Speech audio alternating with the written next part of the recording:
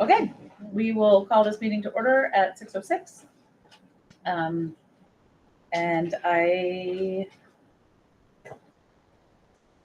are there any changes or additions to the agenda?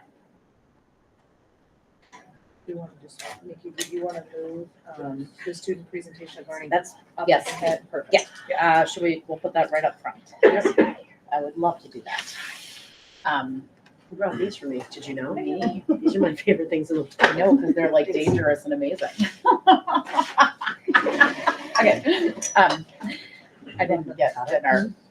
We're having an avocado. Okay, we got distracted. Okay, we moved to the student presentation of learning since we have wonderful presenters here. Yes, to the beginning of the administrative report. Any other changes to the agenda? Nope. Okay, let's move on to the approval of minutes from September 3rd, 2024. I move. Okay, Heather will move. I can second. Beth will second. Is there any discussion, changes? All is happy? Okay, we'll take a vote. We're all in person. We don't have to do a Amazing. roll call. Love that. All those in favor of approving the minutes from September 3rd, please say aye. Aye. Aye. All those opposed? Abstentions? And they are approved. Okay. Public participation or announcements. I don't see any public. Unless you guys want to make an announcement. Okay. Well, I will say that the very first community dinner was fabulous. Thank you. It looked like it was well attended. And it looked like there were many teachers here, which was great. I wish they were all here, but we'll work on that someday. So thank you. Thank you for a good night. I forgot about that. I know, because it feels like so far off. Yeah, I know. Because it's so dark out right now. Yeah. Okay. Moving on to the administrative report and All the right. student presentation of learning. We have Emily here, and Yay. Emily, if you're okay with it, you tell me when to move on to the next slide. Does that sound okay? You drive this thing. Emily, do you know all of us? No. I don't Okay. even know who Emily is. You know Beth? Do you know Beth? Smart Silas's mom. Yeah. Yeah, you know me. Heather? My last name is Veneta, and I have Ruby and Russell. I'm Theo's mom. My name's Ryan. I have a son in kindergarten, Finn. And if you went trick or treating locally, you hit his house. Up on the hill. Didn't even know. And you know Mr. Schaefer. This is our alternative energy project in social studies we did last week. If you don't know me, I'm Emily, and I'm in the 7th grade, and I'm representing the whole 7th grade because we all had bits and pieces to this project, but we all had individual pieces, I guess. we could put it. Project overview, renewable resources. So, well, the next slide will have what renewable resource is. But we were supposed to build a prototype of something that could make something work like this. This took 4 days to grow, and yeah, and it blinks now. They're like microbacteria that had to grow. It's from dirt, literally outside our schoolyard. Very cool. Fearless Lake. That's awesome. Wait, the light blinks because of what's growing in there. Uh-huh. They're like microbacteria. Power. That's So cool. It's like micro. It's a dirt cupcake with a flat with a Just that amount of dirt. Renewable versus non-renewable resources. For example, water is renewable because it has a cycle and it will never be changed and just is a constant. Non-renewable is a source that cannot be replaced. So, oil, for an example, we're probably going to run out at some point if we keep up using how much we are using today.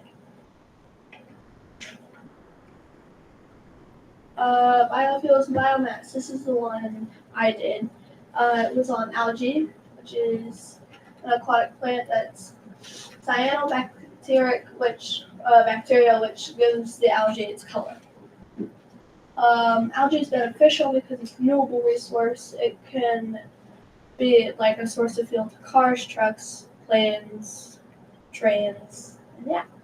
And I really enjoy doing this project and would like to do more like it.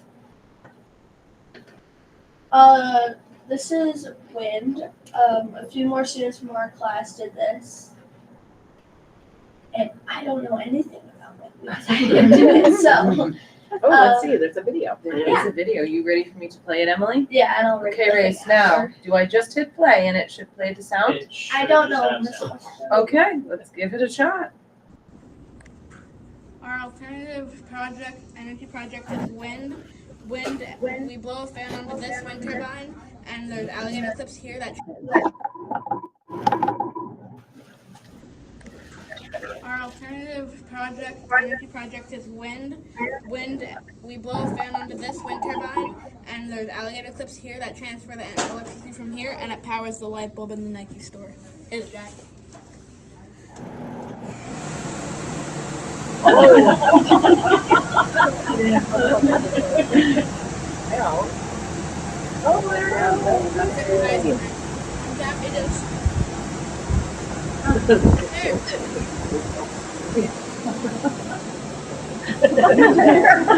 Still going. That's fantastic. That was made by Jared and Bodie. They wanted me to tell you who made it. They didn't know who they were. They were very proud of what they did, and they were only ones who did wind. And they're very interested in it and broke it 3 times. Hey, there's nothing like trial and error. Yeah. Solar. I know we have solar panels, and my mom has solar panels, and solar energy is when you take energy from the sun and turn it into electricity. My alternative energy was solar power. This is my solar panel. It takes energy from the sun and transfers it to make energy, and it's making the fan turn. Yay. Yeah, that's Holly, and she wanted to make a helicopter car from Harry Potter. I helped her make it because she really likes Harry Potter, so I helped her make it. Fortunately, it does not fly; it's too heavy, but we tried. Yeah. Water. My friends made hydro dam, which are very big systems. Some pros, there's no fuel burn, so there is minimal pollution. Water runs through power, so it's free by nature. And yeah, and they, okay, I'll explain that after. A presentation. And then this is the model we made. We have it connected to a faucet, and then when we turn on the faucet, it spins through here, and as that spins, the wires can power a little LED light. So the pressure running through the little thingy, what's it called, spin thing, when it spins, it creates electricity, which powers the LED light in the jack-o'-lantern. Awesome.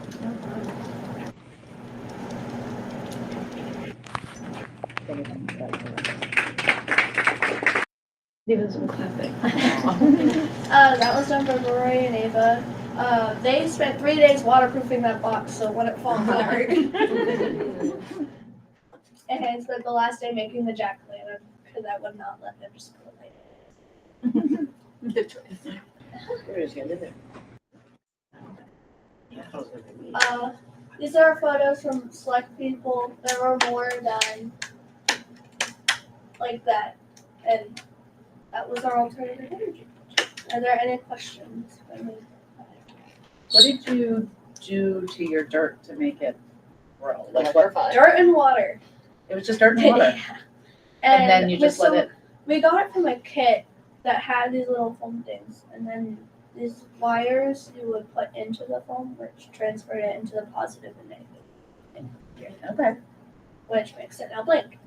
But they had to grow for 4 days, and I'm really happy it decided to grow because they made this last week, and I was really nervous about it. It'd be interesting to see like different soil types, like if you got soil out of the compost bin Yeah. versus like out in the playground versus Yeah. the sandbox. So there's also a timer, I believe, that you can do for this. So that's what this is for. So I decided to do the blinker because one never did this, and this works. So I think I might switch over and see how the other one works. Nice. And by grow, it didn't physically grow. No, it the grew algae. bacteria. Yeah. Nice. Will it just keep blinking? Yeah. Forever? Will it keep growing and will the blink get like faster and stronger? Yeah, so it progressively has gotten really fast over today. I picked it up in school at like 2 and it was more, well, it was blinking, but it wasn't blinking as fast. Oh, wow. If it dried out, do you think it would continue? Probably not, because that would mean the bacteria probably. You kind of need to died. water it. Yeah. I don't think it'll need to water it because it's in a closed in system. space. Cool. But yeah, that was the alternative energy projects the 7th grade did. And we really enjoyed it. We got a lot of positive reviews. Really cool projects. We did learn a lot from that. Yeah. I have a question. Did you guys talk about, I heard a lot of pros. Did you guys talk about cons of Yes, each of we these? did. Got it. I know for wind and solar, like once they break down, it can cost a lot. It also costs a lot to put them both in. Yeah. Algae can take a while to grow. I'm saying that because I did algae. But I know solar panels can last 20 to 40 years, I think it is. Yeah. Wind turbines, I think, also need constant repairs. They can stand wind from like 40 miles per hour, 60 something in there. And yeah, I think that's what it was. Hydro dams, it's a rare thing that they don't break down and break. They flood. They flood. They Yeah, like cause- big They flood. stop fish. They stop They fish stop too. fish. Yeah.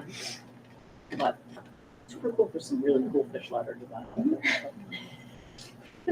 That's great. Thank you, Well Emily. done. Yeah. Thank you. That was awesome. Chauffeur? Yeah. Thank you, guys. Do you need popcorn or chocolate? Well, Okay. You sure? Okay. wait, where did the chocolate go? Oh, wait, Ryan has it. I only have one. Good, good though. I don't really want to. Thank you. Thank you, guys. Thank you. Okay, you better move these. These need to start moving somewhere else. I don't really eat the entire thing. This is like my, Oh, no, chocolate covered ginger. ew. Crystallized I just ginger, they're I just tiny chewed little it. ones. I'm sorry. Okay. I'm trying not to get people's guilt. I'm trying so hard not to get anyone's Teach yum. the kids. Right. So we have our administrative report, and there we go. Starting with Act 139, and I won't read the next slides verbatim to you. They are from, Christine talked about Act 139 in her September SU board report, but I thought it would be important just to bring that back. So it's at the front of your attention. So it's Act 139, and it's mandating, for the state of Vermont, mandating students in K through grade 3 to use grade level appropriate universal screeners, which is what we'll talk about in a minute. And we got some additional guidance from the AOE just on Friday. So we're trying to We were not figure, expecting. yep, so we're trying to figure out how we're going to take that guidance from the AOE and do what we need to do. So how is this different? Because normally you'd be doing, you usually do some sort of screeners happening. Throughout the school year. Yes, correct. So like, how is this? Is just, they're saying you have to do it versus this is good practice. Every school has to do it. Not every school is doing it. Yeah. State. Yeah. And we have to, there's reporting requirements, which is what we knew was coming. We didn't know that we were gonna have to send out that information within the next 30 days, so. Is this funded or unfunded? Unfunded. Okay. Unfunded. It's all unfunded. Are they providing the screener or do you have to, you No. guys have to pick? They like, haven't the even rules? give us advice on which screeners we should use. That comes out in January. Get those numbers done. But we are using, go ahead. Yeah, we're using, so, yeah, we'll get to that in a couple slides, but, so we have a local literacy team that both Christine and I are a part of. We met, there was a meeting in July, there was also one in September, where we're trying to navigate, how this will make this mandate work for us in our SU. So we do 2 different, screeners. We have the STAR Early Literacy Assessment, and it's used for K and 1. and can be used for older students as well, but it looks at those 4 following areas. And additionally, on the right-hand side, you'll see DIBELS, which is, I think on the larger state level, many districts are, maybe not all, but many are choosing to use DIBELS as a dyslexia screener in grades K through 3. Sorry, We're doing it as is STAR truly just K1 or are there other assessments Your that kid are just- STAR assessments? Your kid just took. Right, that's what Correct. I'm trying to I was gonna say, understand. they just gave my And there's kids- STAR reading and then there's STAR early literacy. So STAR Got early, it's just Yeah. 2, all under the STAR umbrella, So at some but 2 point they will subsets of tests. Do a different kind of STAR. Okay. Yep. So our kids did a different star today. Got it. Than this one, Got but it. it's the same company. Yes, Got correct. It's all the same company. Yep. Just enough to review. That was just So- for some reason it's on K1. What is DIBELS? It's an assessment used to measure fluency and foundational reading skills. And it follows up that STAR early literacy screener with a more in-depth assessment of fluency as well as comprehension. It identifies risk factors for dyslexia. It certainly does not identify a student for dyslexia. That's a whole other different set of testing, but it is a way where if a student has higher risk factors, that might show us that is a fit, something for them. So our school is kind of saying, like, looking at the STAR data and then being like, kids that are kind of in the middle, like, what's happening here in the middle or something, and then screening them through DIBELS to kind of get that more information. Because kids that were already in the green and doing, it's like, well, do we really need to do DIBELS We're again? and every district is kind of tackling it in a little bit of a different way. And I think those are some of the pieces. I think we're still awaiting some more structured guidance from the state That would as be to what that could and should look I'm like. so sorry, can I just ask a really basic question? When was Act 139 passed? It was in this last session. I mean, it's been a hot topic for a couple of years. Early It's literacy. actually really important. So I don't think anybody's opposed to it in any way. It's just the rollout, could be better. And the fact that it's not that it's not. Unfunded. And wouldn't it make sense if everyone in the state was using the same screener? That So would that make we a lot of, We could look at comparable data across the state, but when the guidance is loose and it's choose your screener. you think it'll That's change? remote right there. I mean, I hope it changes, but I hope Yeah. districts aren't investing a lot of funds in a screener Yeah, that then they don't get to use. And that Mhm. doesn't make any sense either, so. Yeah. What worried me about this was that it seems like we're a year or 2 ahead of it, and that there are going to be mandates that are backwards from where we are. So that's where I'm stressed out. And these STAR and DIBELS are 2 things that they already had invested in and already doing. So those aren't new for our teachers. Yes. STAR is not new. DIBELS, I think in pockets, it's been used. So I sent this on Friday because there's a lot of stuff here, so I wanted to give you all a I have a lot of chance questions. to look through this. So we'll start, I broke it down by both ELA as well as math. So starting with ELA, this is K through 8, but it is important to note that grades K and 1 don't take this assessment in the fall. That changes come the spring. And especially as ELA and those younger, you're looking at early literacy assessments, not reading. So it's just a bit of a different test. The positive side is when you compare fall of last year for reading to fall of this year, there's been growth, which is wonderful. And then from The one on IS Yep. though, sorry. The one that's dead even. Correct. I can't That's read That that was far. fall So was last this year, and then that's this year. So yeah, the first 2, when you see Or this it's year's, okay. Last year's. the top 2 are last year's. And more in the red. Where it's that longer red one and the smaller green one on the top is last fall, 2023. And where you're gonna see it's a 50-50 split. So in the fall of 23, you had 63% that are in red and then 36 in green. And now you see, thank you, 50 and 50. And I think what is important to note through the rest of these is there was 2 different ways we could view this. You can view this as what this is meets and above, at or above the benchmark and also below. And so you might have kiddos that in this visual are in that red mark that are 3 points away from meeting the benchmark. But right now in this visual, it That's what looks I was like, going, that's what I was red. going to ask you. yep, there's a way to view it where you see 4 different colors. It was Yep. just very cumbersome and overwhelming when trying to compare that and looking at it from one year to another. I like So this better. I chose this view, but wanted it to be with the caveat that there is a percentage of kiddos, the ones that we really want to hone and target our instruction on, those kiddos that are really, really close to meeting that benchmark that just need that extra intervention or that double dose from a classroom teacher or that really strategic lesson planning to move them into meeting the benchmark. Heather, did you have a question? My question is like, so there's a number Mhm. and like either you are above the number or below the number. Mhm. And it's because sometimes when you look at data this way, you're like, really? 50% of our students are below and 50% are above. And as someone who, might not understand data, that makes it look like, well, but you do have those kids who are, like There's 1 kids on point both below. sides. Is that there's like Right. there's like that hazy range of like, kids who are, just didn't answer that one question, which would have bumped them up. Right. Or or just guessed really lucky on that one. Yes. question. Mhm. Both So ways. I just feel like sometimes, like, I understand what you're saying, but like when this data gets presented, to others at some point, we should probably, that gray area, I feel like does need to be put out there. Yep, the as yellow. well. The- The- yeah, the yellow. Yep. I also, before we look at the other ones, just a gut check from you guys, because these are different cohorts.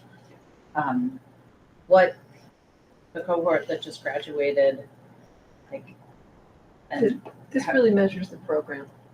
okay, Our so you curriculum. think that there's enough Right. averaging in there that, the cohorts? Student body didn't change all that much with the loss of Yeah, teachers. that's- I mean, Thank you. it changes, but we've implemented a curriculum, so the way we view this is we're really check on is the curriculum that we are working hard to implement. And that's the Giving us gut what check we're I looking want for. too, like if the class that graduated had really high scores and low scores, you wouldn't be saying that necessarily. Right, So, yeah, okay, thank you. So for both ELA as well as math, we broke it down into some subcategories. So this one is, you'll see students that are identified as free or reduced lunch status, as well as students that are identified not free and reduced lunch status. So, and it's the nice part, I mean, there's similar trends for both. Again, you'll notice there are higher when you compare this year from last year. For each of them, you'll notice there's a higher percentage of kiddos that are at and above benchmark, which is good. But Heather, I think it's still really important, for all of these, that caveat of there is that pocket of kiddos that visually right here appear to be in the red, Yeah. but are very, very close They're- to what would be then in the green. So you're like right. if they took it on a different day, they could have, like, Yeah. that's. Yeah, and all of this data is, the way I view it, as one tiny piece of a puzzle of a kiddo and one tiny piece is a puzzle of the whole school and what we're doing, because you're right, it's one day, one test for one kiddo. But relative to normative data, you would not expect that percentage of kids to be red. Like if you took average across the country, right? I presume that the benchmark is set at such a place that 50% of fifth graders are not in the red. Right? Because I mean, at some point you take a normative curve and then they decide where they're going to put that benchmark. Yeah. And the presumption is that less than 50% is below that benchmark, right? I would imagine they put it somewhere closer to 25% should be below, right? Like, or you would expect 25, like what do you expect to be below the In the benchmark? state, I think reading is around, and this is just from my memory, so it could be wrong, it's in the high 50s. Are below benchmark, Or at around benchmark. like would be red. Proficient, would be Green. green. So only 50% would be green. But- Probably between 50 and 60%. I can And- look that up. And is that the expected? I mean, somewhere along the way, right? We aspire to 100%. That's my Yeah, point, right. is that like you can say this about the yellow, but the bottom line is what we would expect is those red bars to be about 25, right? Maybe 20, We would 25%. like to see them. I think lower. it's set as a high bar though. The proficiency standard is set as a high Is it bar. though? I mean, it should be based on the collection of normative data, right? It should be. At some point, they're assessing a population of children that they assume are It is an always average felt and they're like a setting a really high bar. benchmark somewhere on that. And with STAR data, you can set your own benchmark. Like in my district, we are fighting them because they've got the benchmark at like 6, like Too low. for you to be above. No, they've got it Too too high. Too high. So like And then we end up looking like we've got kids who aren't proficient, but by like normative data, they would be. But our district is like, no, they need to be 60%. So do we set the benchmark for this? These were, I'm trying to remember how we. That's- I feel like I we're asking a did a lot. couple weeks ago. So I think we we Well, did no, national we're not. I mean, if we're benchmarks. gonna have to report Right. statistical data to the community, it would Right. be helpful to That's understand. what I mean, what do they say about statistics, right? What they, they're like Garbage in, bikinis, garbage out. what they reveal is, What you put out there? no, what they're like bikinis, what they reveal is interesting, what they hide is essential, right? Like what is not, what can we not see and how this data is being generated? Can we, Is like, can we quote that somewhere? I know. Come on. did you guys never? No, I haven't heard that Is this one. what and you it's learned really in med good. school? That's what I learned in med school. Is this what they teach you in med school? Okay, good. But right, I mean, that's the question is like, if we set the benchmark, but it doesn't, you're not making No, me think we these set were, it. these were national, and I'm trying to remember, because I pulled these a couple weeks ago, Okay. when I was getting ready for this. I believe we all pulled them as national norms. Relative like, to national yes. benchmark. Yes. But we should see what the national data looks like as well. Like where Like we if we- stand. I don't know if. That's we the can problem find is that. because we don't all, like the entire United States doesn't use one test. The only thing that the United States uses is SATs. Right. That's a good one to use Yeah. because that's, like, but all these other tests, Yes, are all different, it's a big bummer because it really, Right, but of everyone who's using it, there should be some agreed upon, expected level. That would change every year based on the data that they get. One would think, if it was Yeah. being well managed, but, okay, I'm sorry, we derailed. So I we totally do. do have We're the, sorry. They're not shared publicly yet. We have the cap data across the state. It hasn't been shared publicly yet. But I can tell you it looks like the proficiency rate for ELAs ranges from 48 to 58. 48 to Is green. 58 is green. proficient. So if you know 48 to 58% of the material, is that what you're saying? No. 48 to 58% of the children Oh. are considered proficient for the Got grade it. level, Got it. which matches up So the then if data. you for- match that, This, this, right, then we're right, we are comparable to other Yeah. schools in Vermont. Sorry, we're derailing you a lot. fine, no worries. So this one is Curious. students with IEPs. So this is only students identified that have an IEP. Grade, not grades K through 8. This is grades. This is K through 8, all This is- students identified in an IEP. Okay. This is not at all surprising to me. Because the test is not designed for kids with ADD. With a reading disorder? Yeah, any kid What with a reading disorder. accommodations are kids only given their accommodations for taking this test? So for example, if they like need extended time, they get extended time. But like if in their accommodations, it is to like someone reads the test to them, do they receive that accommodation? On a reading Not test, on a reading no, test. not on a reading Not a test. reading test. Because it's testing their reading ability. Now, if it's a math test, that would be another. But what's really another thing. frustrating about that is that it also tests their vocabulary. Yeah. So they get vocabulary questions wrong if they can't sound out the word. I mean, so it's not like, and I'm not saying this negatively, it's not an effective test of their vocabulary. No. In Star Math, If they know the word, they for just the can't math read it. Star, like, there's a little button you can push and it reads the Yep. question for you. And males versus females. And this is males versus females that come from Power School. So if a student is identified as a female or a male in Power School, that's how it pulls for this data. So, and again, We got a lot of work to do with those males. Well, it's nice to see that the difference is shrinking, don't you think? Yeah, We're absolutely. making progress in this. Yeah. And actually a fair bit of progress. Yeah. Do we have numbers of, like, for example, like in my daughter's class, it is so boy heavy.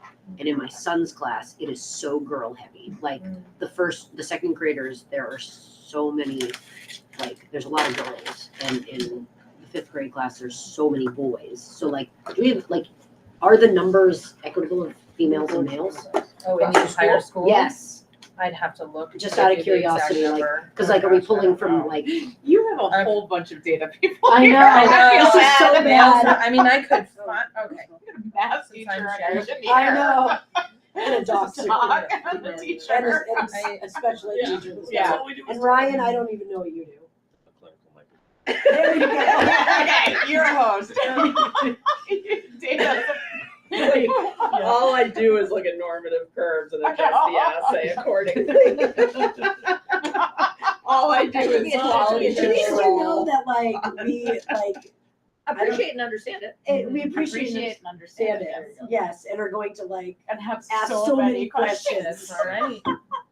Christine's gonna look, although I just Yeah. don't know if it is easy to pull up Yeah. how many males and how many females in power school. It That's may not be as simple as. No, that's Yeah. fine. I'm just wondering if Yeah. there's like, like No, I can do it. Oh, you can? what it would look like.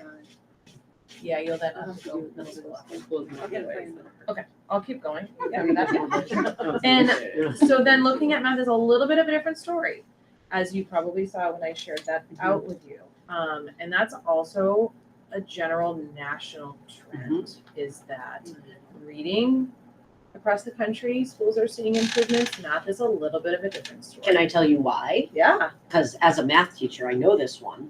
The reason why is because we have now turned so much of our focus to like early literacy, getting kids like in the door, reading, knowing their letters. The curriculum for English or like for ELA is so much like it's superior. They've gone through like lots and lots of iterations of all sorts of different curriculums. Where math, we're just opening the door. And so you haven't seen these things because of the fact that like we don't have like, I think that like there's a lot lacking in a lot of the math curriculums. That's my personal opinion, but we'll go with it. And then also the math programs, like we don't have as many math interventionists as there are reading interventionists. And there isn't like math intervention plans, like programs. There's not very many out there. You're right. There's So- also a larger number of elementary education teachers who do not have a strong math background. Yeah. Yep. So And don't get it in their teacher prep They, program. no, they don't. They, yeah. It's Not coming. able to get it from You're all right, different and those It's are coming. all It'll come. factors. You're right, It'll Heather. come. I think It'll get there. it'll. I just unfortunately like we have to remind ourselves, like I have to remind myself frequently that like I think that we're just dealing with, like structural issues. yeah, we're just not there yet. And then you think about from a K-5 teacher perspective, it's even harder because not only are you thinking about literacy, you're thinking about math and They're getting everything so much else that goes along with it. An individual person's capacity can only handle so much. So- And that's a piece of it too. And there's just there's like a lot of initiatives going on, and like you have all these English initiatives and the math one, and like there's just too much. You can't like Yep. I do not envy at all elementary school teachers at all because they've got a It's hard really work. hard job. It's I only really ever have hard to work. focus on math. Yeah, it's really hard work. So what you'll see is that there was a slight increase in terms of students below benchmark. And again, I think it's really important to point out that you're going to see that in both directions. There's those pockets of kiddos that fall in the below benchmark that again are a couple points away from meeting that above benchmark. And also vice versa, as we pointed out. There's that pocket of kids that are just a couple points above that are currently meeting benchmark that are just a couple above that, and could be meeting below benchmark. Difference of about 20 kids who took the test this time. Mm-hmm. So it's not fewer. 20 more, it looks like. True, yeah, Yeah. from 1 year to the other, yep. When did because wasn't there a curriculum change Last year. Yep, But it was both. it was both, which is a lot. It's a lot Yeah, for no, I'm teachers just to thinking take if that also is taking on a new curriculum. Kind of step backwards before you take it forward. And you also have to remember that like every math test that a kid takes is a reading test as well. Yes. So if you're not a good reader, like, Can't do and you math. you can't do the math because you can't understand the reading. And even when it's read to you, that doesn't mean that you like, because sometimes the vocab is different than what you're used to, or like the notation is different than what you're used to. Or the orientation of how the numbers are written are different than what you're used to, like. So there's a lot. There's a lot. You're right, there's a lot. Oh, I'm sorry. Did you open that again? So similar for math, Yes, math though, she has to monkey with chemicals. there is, we broke it by free reduced lunch and not free reduced lunch in the same way that we did ELA. And you'll notice a very similar trend. It's pretty much about, give or take just a little bit, but pretty much about even from one year to another. Do the algebra kids take this? Yes. Yeah. Yes, they do. Students with IEPs. That one's so scary. Mhm. I'm Again, learning it's that reading it's not though. that different than Yeah, letters. part of it is, it is, It is. you know, there is reading, there's. What is the number? Percentage and The then, number of kids that took it. oh, the number of kids. Yeah, because this is just K through 8 students that are identified with an IEP. But not K or 1. Right, 3 through 8. Yes. No, 2 through 8. 2 through 8. Males versus females. Oh, thank you. Yeah, And that Heather, one. to answer your question, we have 110 females and 134 males. Okay. across the school. So it's not too bad. But do you see the difference in males with math here Mhm. higher than females, whereas in the reading, it was the other way Mhm. around? Is that surprising? Well, statistically, they say that kids should, that females are stronger, like academically, for a lot of elementary school. And that when they, move on to middle school and high school, that's when males start to take over, I guess is the right word. So, a little surprising. And so before I go into the next one, I think some of the things, especially in thinking about math, that we're working on is, we'll spend time as staff really looking at these and saying, what strategies can we put into place within the classroom that can help? Are there certain standards that we notice either pockets of kids or classes are struggling with, and how do we target the instruction around those specific standards? Additionally, we also have, I want to say it's 6 staff members that are attending OGAP training, Mhm. which is specific for math and really can help staff understand a development of a math thinker for a person.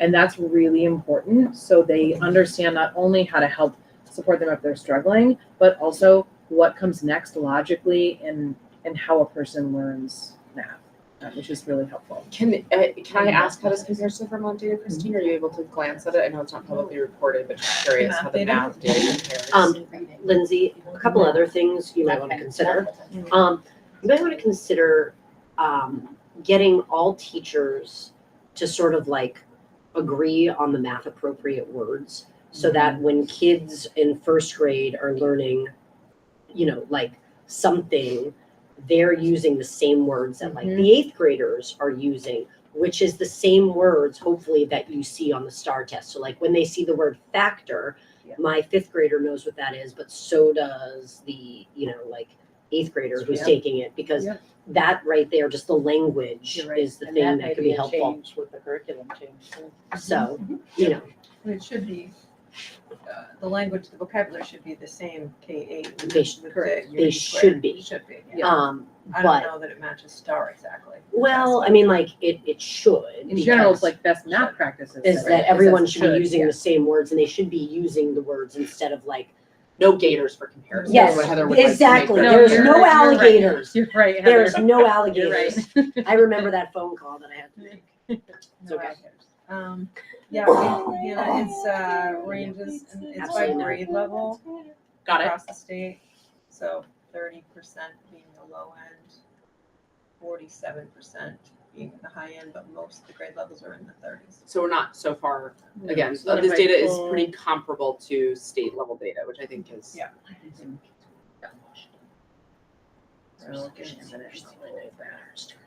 Are there any other questions? Because the next slide is just some highlights. No, thank you. I think Yeah. we peppered you with That's enough. fine, that's I fine. don't think you were expecting Oh, they're good. Wanted to include She's a like, so glad I couple. sent that out early. for you guys to prepare." I know. I was like, woo, tables. Let me find out. Know your, yeah, this is a know your audience. So some highlights of, and a huge shout out to the Hartland Volunteer Fire Department who came in October and talked with all of the kiddos K through 8 around fire safety in a really, really fun and developmentally appropriate way for the grade levels. So huge thank you to them. And additionally, I would love to give a shout out to Anna Brooks, who has been named a 2024 UVM Teacher of the Way to go. Year, which is a really incredible honor for her. Yeah. Well deserved. She is an absolutely stellar educator, advocates deeply for her kids and her colleagues, and truly cares about this school and this community. And we are so lucky to have her and have had her for as long as we have. I just have nothing but absolutely wonderful things to say about her. She's truly amazing. She really is. It's very well deserved. Yeah. There's a And playground. There is a playground. There is a playground. I don't know that. It is together, which is wonderful. And huge thanks to all of the volunteers. Ryan, thank you. Thank you. I didn't even get to volunteer. I know I'm we so were, mad. we were done on Friday, which was I was like kinda ready, nice. like Saturday morning. I'm like calendar clear, ready to go. And then I was like, seriously? done. I was joking with Lindsay, I'm like, now I know why they wanted me on the board. I could be the representative. For the playground, For the but I playground. wanted to be there. Can I ask one more time? Where did the funding come? Like, how did you? Grant funds. How did? Grant as well as a donor funds. So no local dollars. That's crazy. We never spent any of the money that had to do like that we set aside. Nope. Nothing. Okay. We get to Not write even a to thank take you it, not letter. even to And take the it Not down, even it's to take just it down. the, Our maintenance staff, it's as just a- wonderful as they all are, took the whole thing down. And there is room to like grow this if Yep. we need to. And That for me is a longer term goal, Yeah. is I'd love to have further conversations around still the accessibility piece. Yeah. You know, this fixed the problem of it being unsafe, Yep. but there's still the factor of making it accessible for all kids that Yep. we do need to address. And we are still looking for a student rep on the board. We sent it out to families of 7th and 8th grade. It's been in the Wildcat Weekly.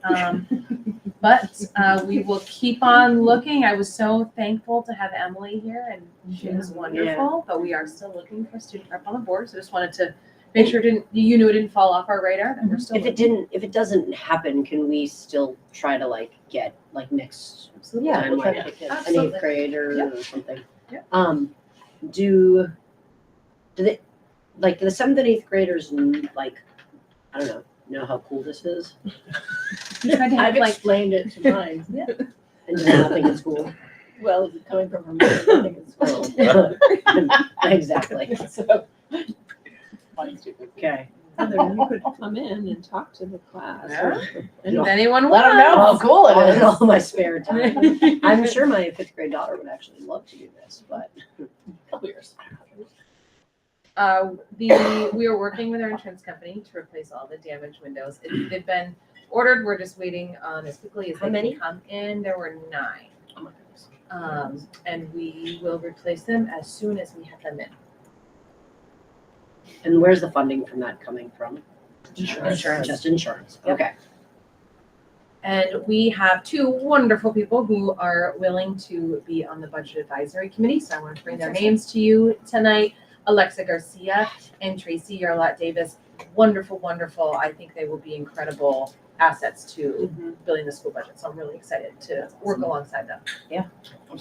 I can share an update from Larry if I didn't Yep. tell you that. I haven't seen you today. I asked him for a timeline, so he's finished with the SU budget. I'm sure there'll be questions and whatnot, but using the new budget book, which is pretty incredible tool.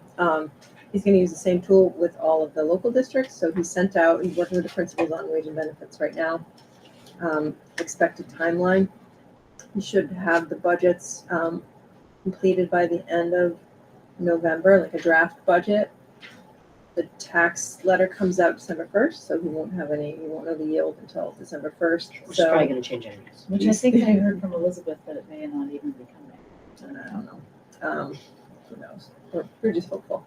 Exactly. Just So more he has recommended that you call the BAC together like first week in December-ish. So that's just an We'll do update. that. Christine, can I ask a question Yeah. from my own personal supervisory thing? So do you like we have been told that we have to remove $2.5 million from our budget. Yep. And for all these reasons, and, you know, we are preparing for positions to be lost and all Yep. sorts of craziness in our district.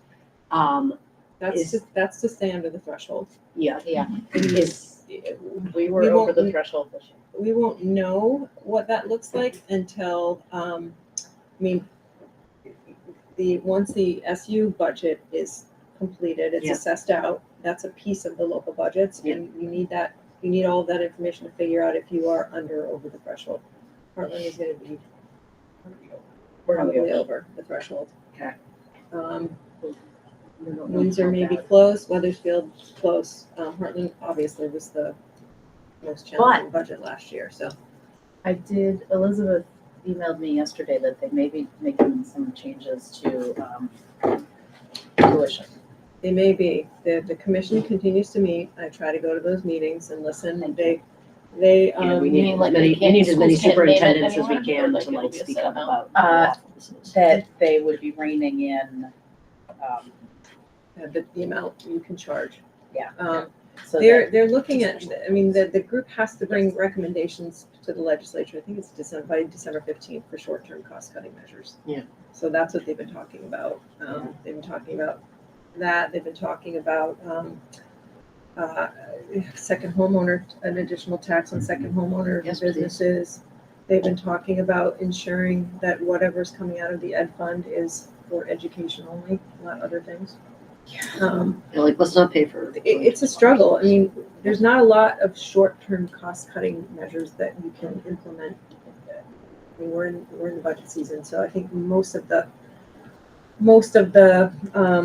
ideas that they come up with will probably be applied to the following year's budget, and they're talking about lots of things. Minimum class size numbers. EQS standards of EQS removed. standard, yeah, they're talking about a lot of things. I just hope we don't, Consolidation. I hope we just don't see a year where like our taxes go up 26%, yet our school budget only went up by 9.9%. That's really hard to chew. It's hard to chew on. It's really hard to chew on. Like, I'm more than happy to shell out an extra 9.9%, but 26%, where's it going? Where's that 16% going? I don't know. It's not going here. Right. Anyways. move on. So, we'll know what that looks like more once Okay. the local budget's put together. It's a little different because you're one budget. We are, We are from multiple budgets. our one budget.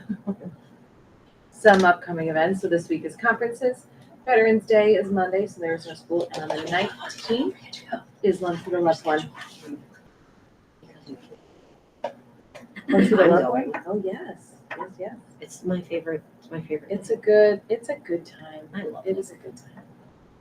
All right, Christine. Oh, that's me. Over to you. Over to me. Are you gonna click that? I will in? click When for you do that you. work, I take I don't know why. a hot second. Do you want me to go, sorry, the next? Yeah, Oh, I don't know got what it. I said. Okay. Now you Yeah, now I can go to the next one. Got it. Okay, I wanted to, Lindsay's bringing the student data report. I wanted to let you know, because I haven't yet. Every year at our retreat, we set our wildly important goals as an administrative team. An academic goal and a culture goal. Our academic WIG is related to our data. Of course, we want 100% of our students to grow their skills in reading and math. That's always an overarching goal. But then we look at our data and we set a goal in math proficiency and reading proficiency. In the past, what we've done is we've taken, if you can imagine that star data that you just looked at with the red, yellow, blue, and green. Mhm. We've taken the yellow number, those kids that are below benchmark, but not significantly below benchmark, and adding that into our proficiency number and saying that's our target, which we have not reached, not even close. So, and that's somewhat deflating for teachers. We found, so, given some feedback, we wanted to set a more realistic goal this year to see how we do. So we wanted to increase our math proficiency from 33% to 36%. That's SU-wide. So that's an overarching goal. And our reading from 54 to 59. And that is the growth that we made last year. So we thought that was achievable. What the principals do with that goal is they bring it to their own school and they look at their school-wide data and they set their own school-wide goals. So they look a little bit different than that. I know one school, not Hartland yet, or maybe I haven't talked to you about it, already hit their goal in the fall window, so they've adjusted it. They've made it a little bit higher, which is completely appropriate and expected. So we're working on those goals as a system. We are always working on our culture goal around student wellness, and we measure that by the MRA, the Measured Results Assessment that is sent out every spring. So we want to see those scores increase as well. Can you explain that a little bit more? I don't know what culture and school wellness and an MRA, like what that is and who fills that out. So the culture goal is one of our strategic plan goals. Okay. So there's the academic goal, which is student success and engagement, and the culture goal.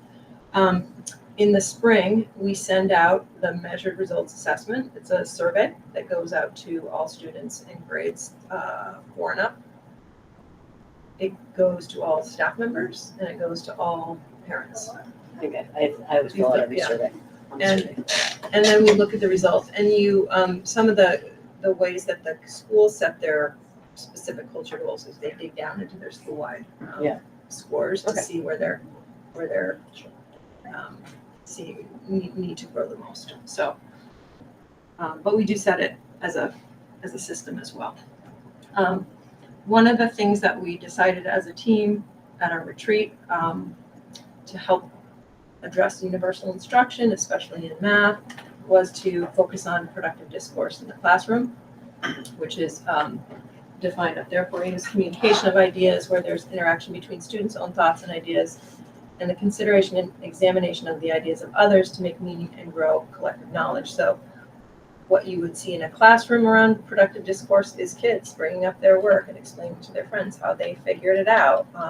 It could be an open discussion where kids' ideas are growing off each other's ideas. It's really student-driven, less teacher talk, more student talk. And so we worked with our instructional coaches, and we came up with a way to collect some data on this to see how we're doing. So if you click on that, Lindsay, it'll go on this. Yeah. Are teachers trained in how to create classrooms where there is productive discourse? So that's a great question.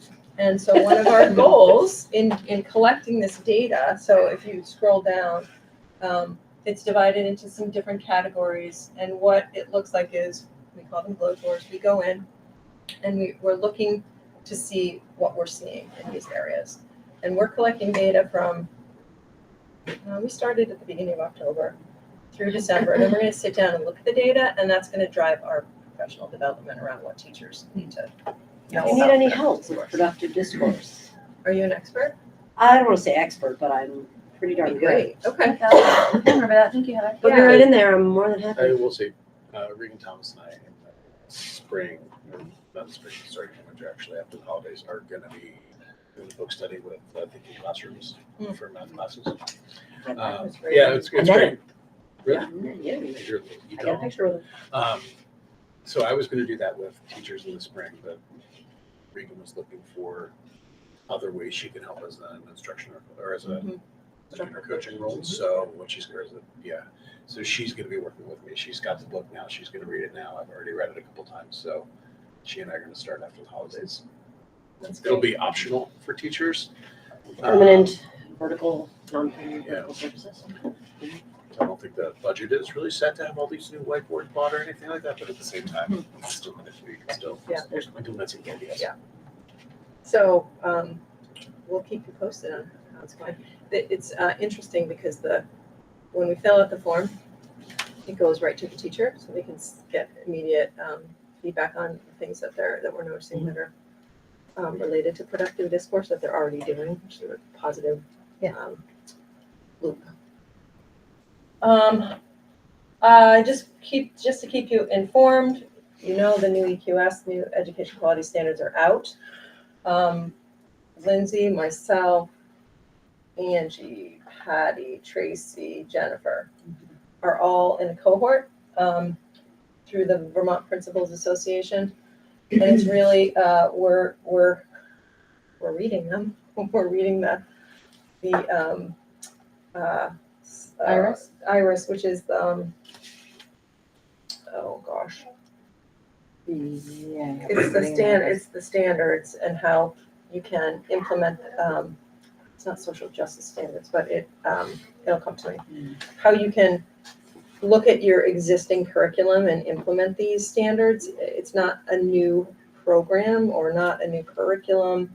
It's like transferable skills. They can be addressed in existing curriculum. So we've been attending those sessions, and we had an amazing guest speaker at our last session. Her name, I'm not going to pronounce it right, Xana Davis. She's the executive director of the Vermont Office of Racial Equity, and she really gave an informative speech on kind of trends, what the data is showing in the state of Vermont. She talked about the systems that have been set up, and one thing that she shared that really is just stuck in my mind, she showed like a first grade workbook page, and on the page there were four children. One was a white girl, and the word under her name that you would have to trace was happy. And then there was a black girl, and the word under her name was angry. And then there was a white boy. This is real? Yes. And under the white boy it said, I don't remember what it said, proud or something. And then Something like the that. black boy it said sad, I think. And she was just showing how these systems have been set up, and we've all grown up in them, and you don't even notice these things until you start looking, but it perpetuates this narrative. Absolutely. So anyway, we're learning a lot and having time to really dive in and figure out how we're going to address the standards as schools. The next slide was, I just wanted to share that Tracy did her second almost full day training with the equity coaches and the principals. And those equity coaches are doing amazing work, helping to lead staff meetings around diversity, equity, and inclusion. Tracy's session, which was close, they were like the next day or close in time. She also went into the systems and how really pulled up pieces of historical writings and pointed out where these systems have really been put into place. And then she started showing us like advertisements, which also continue the narrative that you're not paying attention, you don't even notice. So anyway, we're learning a lot, and hopefully, implementing things that'll make some changes in our system. And I think it's my last slide. No, almost last slide. Celebrate public education. We went, Davis went, and Elizabeth was there for part of the VSA, VSBA annual training, which there was an incredible celebration of public education that evening with a dinner. Kids presented, it was pretty great. The focus of the day and a half training was really around budgets, how to communicate your budget. And then there was one workshop that we did that was how to have a conversation with a person that has an opposing viewpoint from you and how to make that a productive conversation. It was actually really, really good workshop. So it was good. To help us with that. Helpful right now. It was really, I actually have a cheat sheet card. I'll bring it. It's it gives you Hold sentence on. starters. Let me look at the card real It- quick. No, Okay, really, this we had one's to just a weird one. practice. Like Davis and I had to take opposing positions on a something, and he had to use the sentence starters, and it diffused the whole conversation. It was actually pretty Okay, cool. I need that. Yeah. Like tonight. I'll get it to you. Okay. Just take a picture Might and need that text it to tomorrow. me. Yes. This one? Or the next These one? are the quarter 4 financials. Just go to the next one, which shows. So this is Larry, and he's got a system where he can run this data. So what you want to know is, Yeah. Wait a minute. What do I want to know? I can see. Can we go back? Yeah, can you go back? This one? Oh yeah, that's the one. Yeah, sorry. So there was a beginning fund balance that would have been the end of FY23, I believe, of $661,683.26. Your projected revenue from FY24, so that was last year's budget. Your revenue came in at $9,500,000, and you spent more than that, spent $419,000 more than that. So some of that fund balance was assigned to cover that difference. And then you had assigned, I think, 232,634 of that to the budget. That would have been FY, I'm gonna get the years mixed up. But it was assigned to a budget year, and so you're left with $9,000, $9,278.64. Positive. Yep. That's your unassigned fund balance, which you have to spend, right? It can be applied to this coming year's budget, or it can go into capital reserve. So you'll have to decide how to spend that. And It's so much money. Like $36. 9,000. 9,000. And Yeah. that is the end. Let's add on to the playground. You could probably get a piece. Not a very large Yeah. addition. No. But a piece. I mean, the best practice is to always put your fund balance into your capital reserve and not use it to draw down your tax rate, because it just can start you out below, already. Yeah. I'm trying to make a dent. Yeah. All right. Okay, that's the end of the administrative report. Thank you. Wow, we really crushed you on that one, guys. Sorry. No, that was, I guess that's up to me again. Yes, back to you. Okay. Turning it over back to you. Okay, so we have a few items up for discussion that will be followed by motions as needed. So we have a retirement. We have a retirement You can announce it. of Betsy McClure, who is a longtime Hartland teacher and loved by Did you have that? so I many. didn't have her, but we were contemporaries. How many years did she but celebrate? no. 40? I was here when she was here, but Yeah. Just here. Yes. They've all been Wow. here. I mean, Hannah was in the school when she was. yeah. She's wonderful. Mhm. She is She's wonderful. amazing. She is. Great did she teach then? Yeah. We are so. I think I had Shannon McKenna, and Betsy was the other fourth grade teacher. Wow. We are I was Shannon. gonna say, so she's here sad. 40 years and Yeah. you didn't have her. How old are you, Hannah? Listen, patients still tell me I look too young to be a doctor, and I say thank you. So we're sad to see her go, but so very excited for whatever journey that she has after retirement. We're excited Because for she's her. gonna knock that out of the park too. She will. And She I will. hope it's a blast. Yeah. Especially She's after. amazing. know. She's still adapting to, best practices in education. I know. Staying, She's wonderful. current. She Yeah. loves the Well, and kids. after They her love her. injury, is it not? Yeah. Yeah. Amazing. And just keeping kids engaged. She has high expectations and kids rise to that. I hope Miss Driscoll can find someone. Another good partner. A partner. I Yeah, know. they've been partners for a long time. They have. That's really hard to lose your partner in crime. There's a book that somebody should get from Miss Driscoll. It's about a family. I will find out what it is. It's a little sad, but it's about a family that gets a cat, and then the cat grows up, and then they get another cat, and this older cat teaches the younger cat how to do everything, and then the older cat dies, and it's like so sad. Everybody's sad, but then a new cat comes, and now like the one that had been the younger cat is now the older cat and teaches the younger cat, and it's like sweet. It's beautiful. Talk about veer off subject there. Good job. I know it's not, because that's like what's that's what happens when you like learn from a mentor. But I just mean it's like when you lose a mentor, but then like Right. gender school will step up into the mentor role. It's just the cycle of life. That's true. And she is more than ready for the mental role. Yeah. She's phenomenal.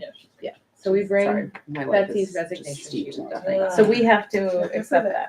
I will regretfully accept that. I will second regretfully accept Okay, that. so wait, we need a motion I first. motion to regretfully accept that. Okay. And I okay. second it. Okay, so Beth motions to regretfully accept Betsy's retirement. And Heather seconds it, and I'm gonna say congratulations, I think Yes. it's well deserved. I know. Um, Now okay. she has so much more time to volunteer and help with the gardens. There you go. Exactly. There you go. Okay, to a vote? Any other discussion? Nope. No. Okay, all those in favor of regretfully accepting Betsy's requirement with excitement for her, please say aye. Aye. All those opposed, abstentions. Okay.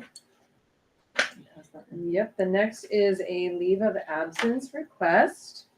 from Tina Ski Hands. Oh. It's a short one. It's yeah. That's exciting. Oh, wow.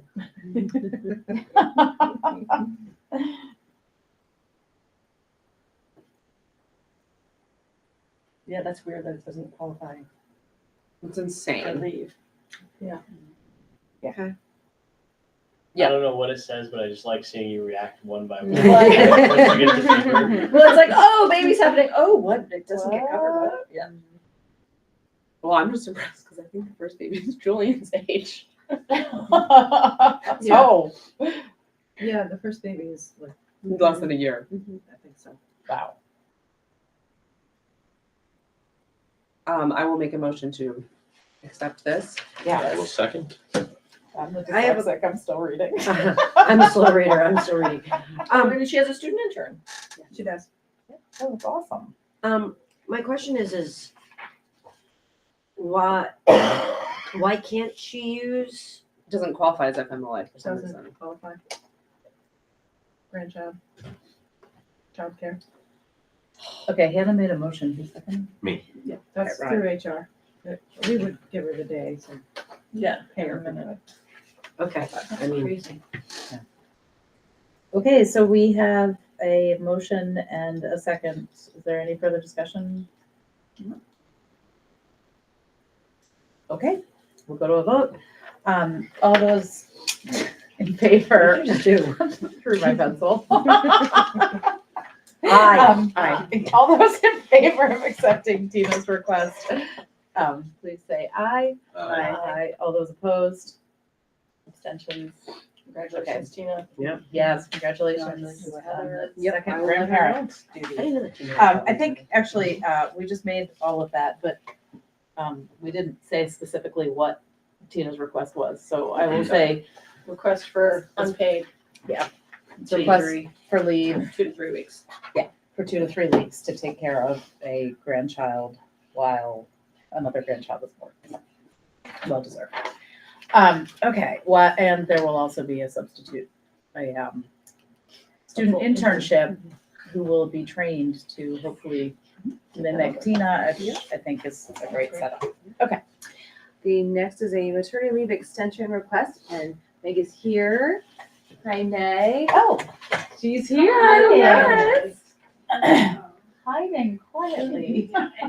And eating. Well, we were eating in front of everybody, so.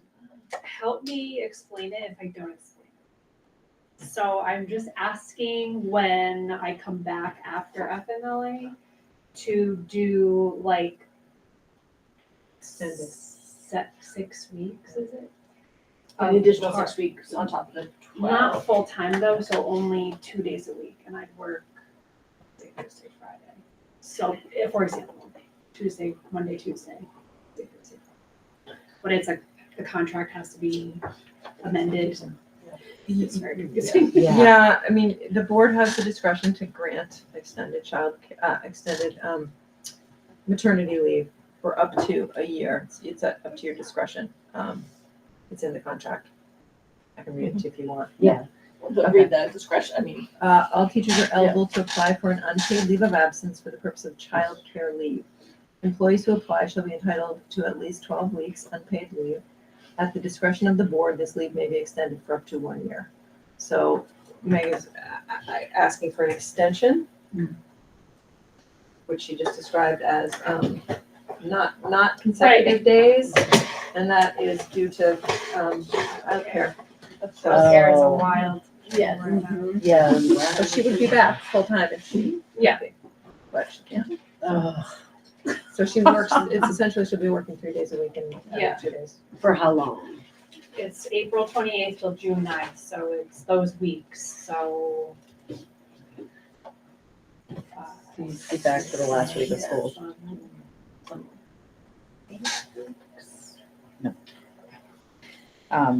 Okay. And how we would cover with subs?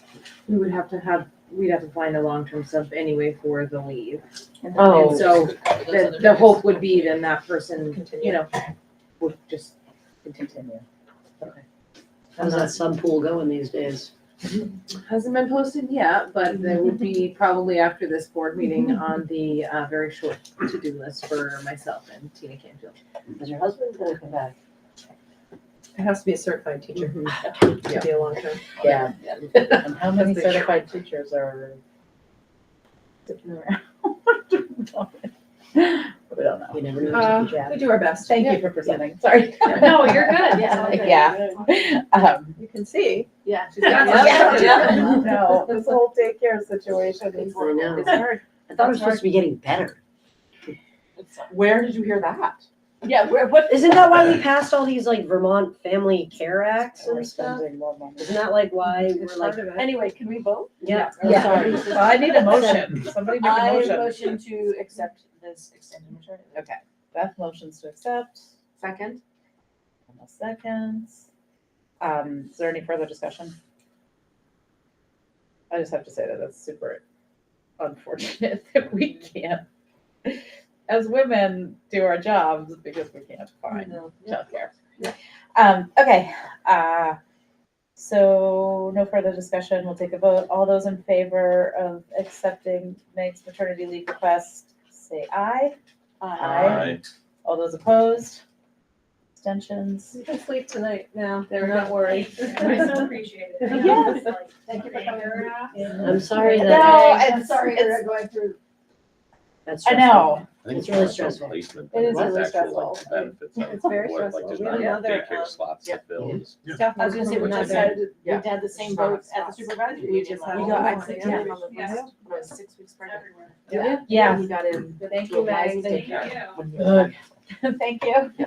Okay, one more. One more. The last is a resignation from Amy Robertson, and she is asking for her resignation and request a release from her contract for this current school year. Amy as the K4 PE teacher. Okay. She has medical issues going on, sounds like, from the letter she submitted to us. Where is the letter? She got emailed to us, right? Did you get emailed? Where did I see it? Today? Yeah. I don't know if you got it earlier. I forwarded it to you today. I sent it to Okay, you. I didn't. I will make a motion to accept the resignation. I second. Okay. So that was a Hannah motion to accept the resignation with a Heather second. And did you want to look through emails? I was gonna before we- say, I just hadn't even. Okay, It's not, there's not a lot of time. okay. I'm We need to go delaying quick. What? and Yeah. twiddling our thumbs. Good. Need to go quick. That one needs to go to the bathroom. When we're Oh, done. okay. All those, okay, any further discussion? No, okay, you can start walking and we'll vote. All those in favor of accepting Amy Robertson's resignation, please say aye. Aye. All those opposed? Abstentions? No. Okay, so that was accepted.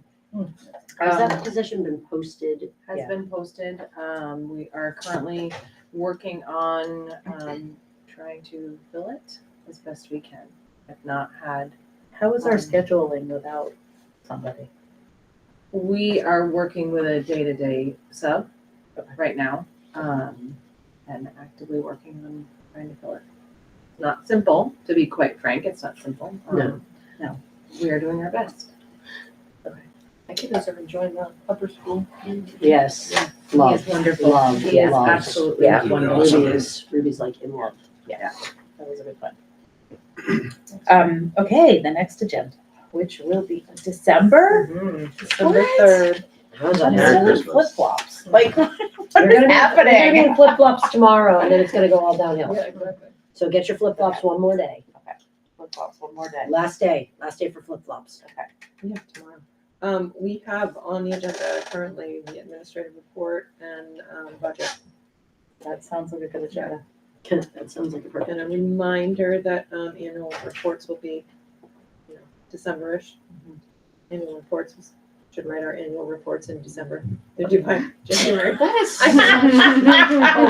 she's looking at me like I'm too head. I know, like, wait, no, that happens on like. You'll get it done. You'll Yeah, it'll be done, Nikki.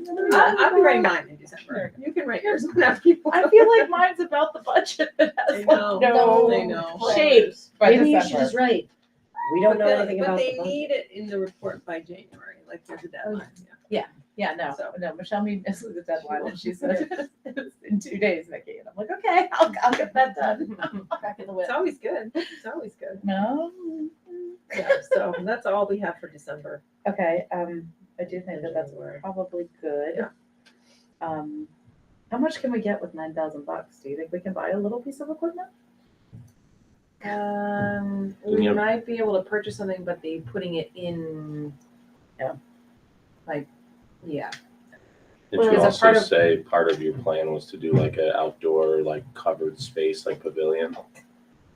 It's a part, there's the whole bigger plan, and I actually, when Chris was here, Chris was the one who came this time last year, when we kind of first started having this conversation. He was here the other week when we were building it, and he and I are gonna get back together and kind of look what we've done, and then see how, is there a feasible way that I could bring to you a kind of phased approach of continuing to update what that might look like and how we could go about it. He also has a contact that he's gonna put me in touch with that can help with some additional grant funds as well. So Chris and I are continuing to work on that. And Awesome. Yeah, awesome.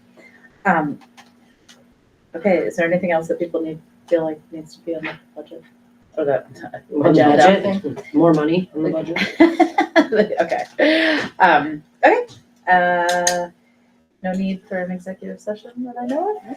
Okay, I will take a motion to adjourn at 7:22. 7:22. I motion to adjourn at 7:22. Okay, Heather motions. Second?